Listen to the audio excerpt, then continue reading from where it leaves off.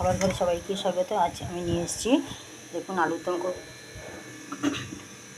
দম করবো বলে আলু ভেজে নিয়েছি পেঁয়াজ কুচি, টমেটো কুচি, তেলে ওই আলু ভাজার তেলে দিয়েছি জিরে, দিয়ে দিলাম পেঁয়াজ আর টমেটো, আদা রসুনটা পরে দিচ্ছি, আদা রসুন কাঁচা লঙ্কা, এখানে নিয়েছি লঙ্কার গুঁড়ো, জিরের গুঁড়ো, হলুদ গুঁড়ো, আর হচ্ছে গিয়ে নুন আর মিষ্টি। আর এখানে নিয়েছি আদা রসুনটা আমি দিচ্ছি একটু পরে, পেঁয়াজটা ভালো করে ভেজে নিয়ে তারপরে আমি আদা রসুনটা দেবো।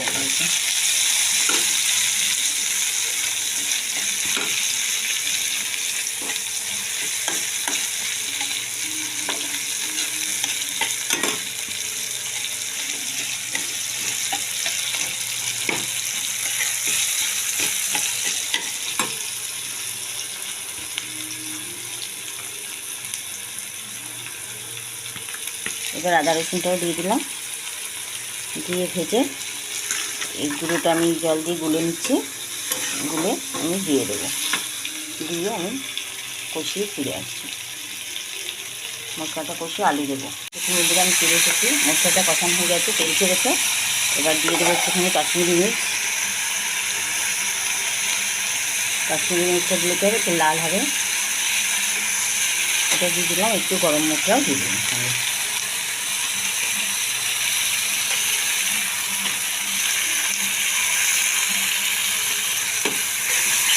একটু নাড়িয়ে এবার আলুগুলো দিয়ে দেবো।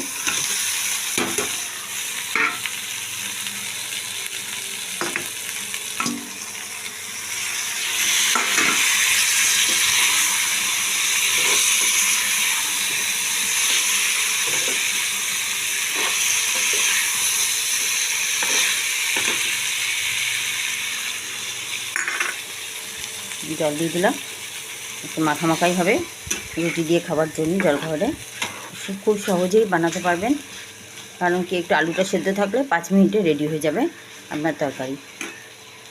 পেঁয়াজ রসুন আদা কুচানো থাকলো বা কুচিয়ে নিতে 2 মিনিট লাগলো, আর রান্না করতে 5 মিনিট, মোটামুটি 10 মিনিটের মধ্যে আপনি আলুর দম রেডি করে খেতে পারবেন এইভাবে।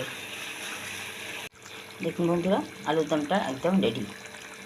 কেমন লাগছে আশা করছি আপনাদেরও ভালো লাগবে, বানিয়ে খেয়ে দেখবেন। আর এরকম যদি রান্না নতুন পেতে হয়, যারা চ্যানেলে নতুন আছেন চ্যানেলটিকে সাবস্ক্রাইব করবেন, আর লাইক শেয়ার করতে ভুলবেন না। অবশ্যই বানিয়ে খাবেন, লুচি পরোটা রুটি সব কিছুর সাথে এটা ভালো লাগবে খেতে। যে যেখান থেকে দেখছেন সকলকে আমার ধন্যবাদ।